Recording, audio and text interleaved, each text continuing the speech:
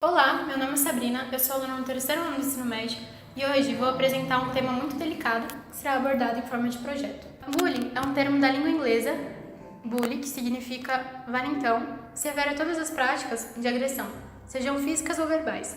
Geralmente, os agressores são pessoas de pouca empatia, que possuem famílias desestruturadas. Por um outro lado, os alvos do bullying são pessoas com baixa capacidade de reação ou de cessar esses atos, pouco sociáveis e possuem um forte sentimento de insegurança. De acordo com dados da USP de Ribeirão Preto, o bullying aumentou nas escolas e a prática entre os meninos é proporcionalmente maior. Bom, esses são alguns dados da prática do bullying. Quando eu era menor, eu gostava muito de um menino. E ele era da minha sala, a gente era amigo. E eu achava que tava tudo bem. Até que um dia eu percebi que ele ficava rindo e apontando pra mim com os amigos dele.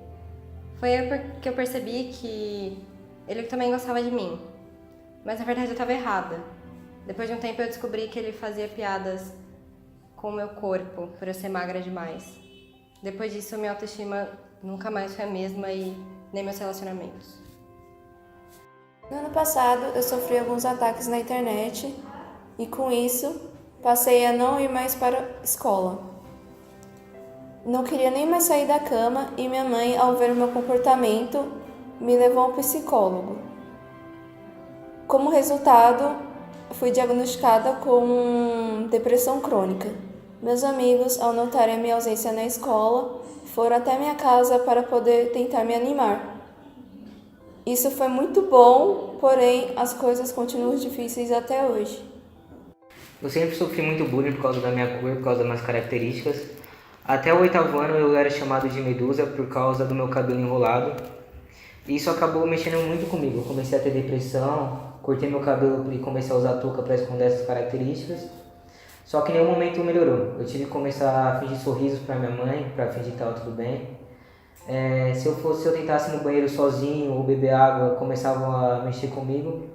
E não importava o que eu fazia para tentar melhorar isso. Mesmo sendo mais rápido na educação física, eu era sempre escolhido por último. Todos corriam de mim, fingiam que tinham medo de mim para virar pedra. Falavam que eu ia virar pedra a pessoa. No meu primeiro ano no Santa Rita, eu pensei que ia ser diferente. Só que eu não tinha coragem de fazer amigos, eu sempre preferi ficar sozinho, esconder meus sentimentos. Se tivesse algum trabalho em grupo, alguma coisa do tipo, eu preferia fazer sozinho. Até hoje eu prefiro, na verdade. Porque eu não tenho coragem de rir, eu não tenho coragem de mostrar meus sentimentos, com medo que tudo acontecesse. Durante um bom tempo, todos que mexiam comigo, eu começava a bater.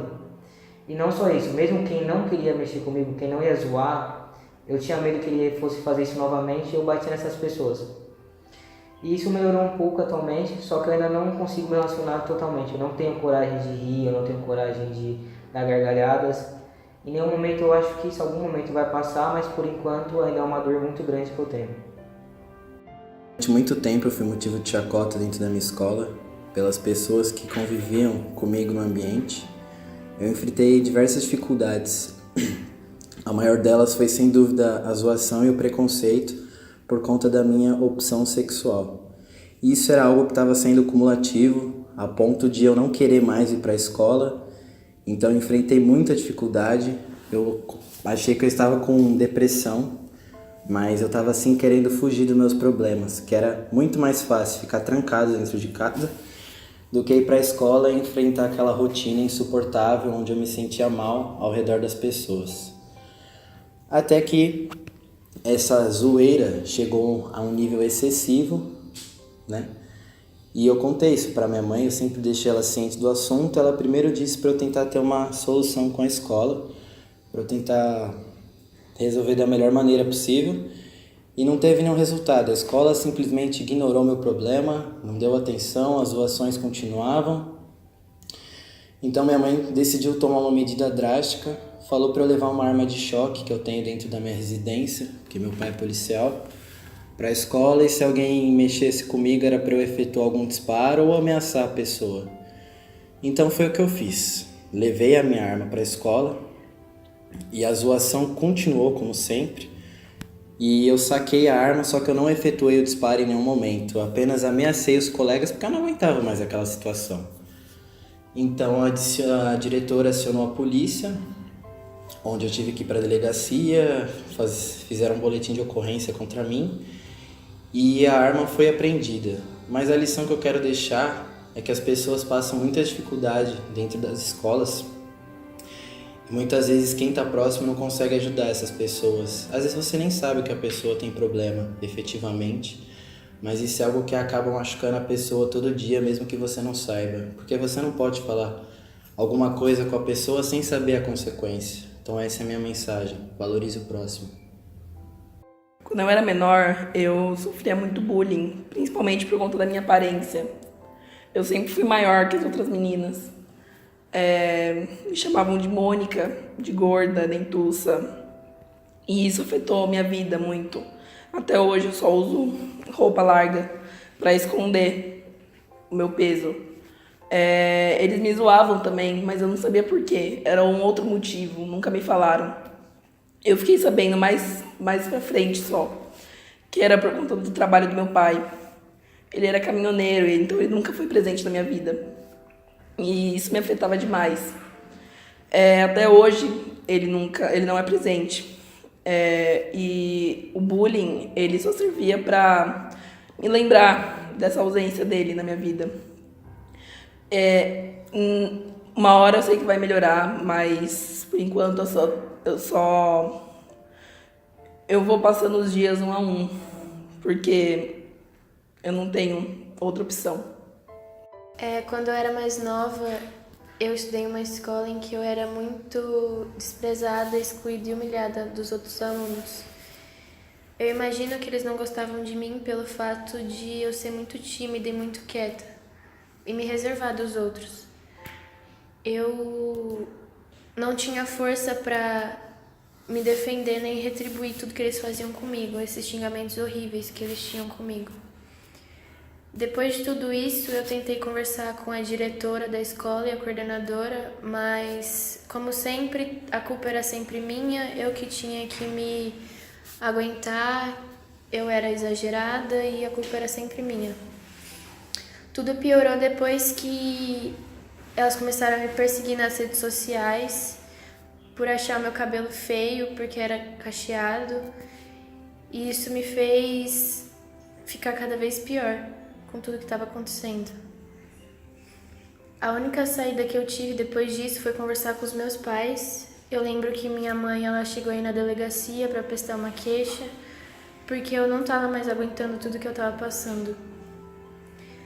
Depois disso, as coisas foram amenizando, mas mesmo que faça 7 anos que tudo isso aconteceu, esses fatos ainda me perseguem, interferem as minhas relações pessoais e os meus estudos. Eu sei que eu preciso de ajuda, mas eu não sei como pedir. Eu não sabia se poderia ser um desabafo ou um acontecimento, então eu decidi falar os dois. As pessoas acham que é fácil, mas não é. Quando eu tinha 6 anos, e a minha ligação com meu pai começou a desaparecer. Minha mãe e meu pai se separaram e ela começou a brigar na justiça para que eu tenha pensão. Desde então, eu nunca mais vi ele. O que ele nunca soube foi que eu nunca precisei do dinheiro dele. Eu não queria isso.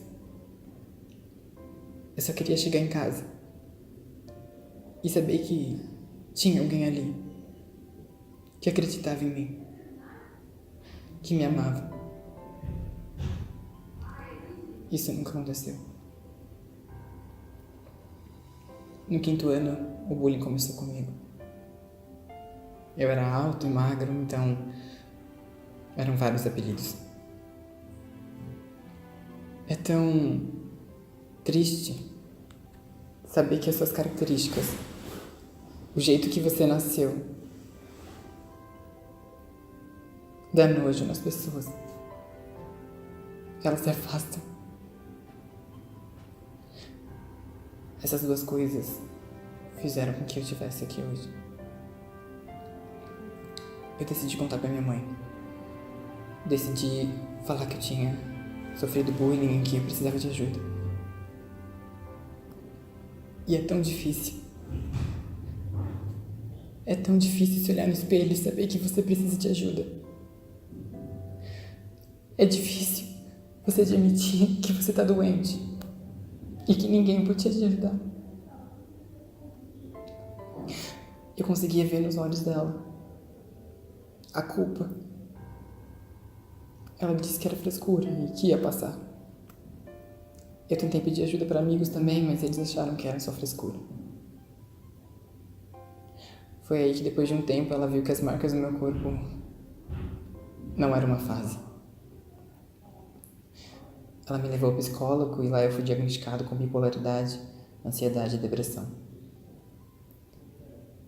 As pessoas acham que depressão é você deitar na sua cama e não conseguir mais levantar. Elas acham que é você não querer mais fazer o que você gosta. Mas é muito mais que isso. Todo dia que eu levanto da cama, eu luto. Eu juro que eu luto. Eu luto para conseguir. Para que a dor não seja maior do que a minha vontade de viver. Eu luto para que aquele dia seja melhor do que o próximo. Eu luto para que nunca eu desista. Mas eu não consigo mais. Eu tenho uma família ótima. Amigos que me apoiam e uma vida boa. Então eu me sinto ingrato. Ingrato de não sentir nada. Eu preciso fingir os meus sorrisos. Eu preciso ser quem eu não sou. Eu não quero que as pessoas digam que vai ficar tudo bem pra mim. Eu não quero que elas olhem com um olhar que elas me entendem e que tudo vai passar. Eu não quero que elas sintam dó de mim. Eu só quero desistir. Mas eu não acho válido passar minha dor para outras pessoas. Eu não posso fazer isso com a minha mãe. Ela sempre esteve comigo. Eu preciso lutar. Eu sei disso. Mas eu não consigo mais. Eu não consigo mais.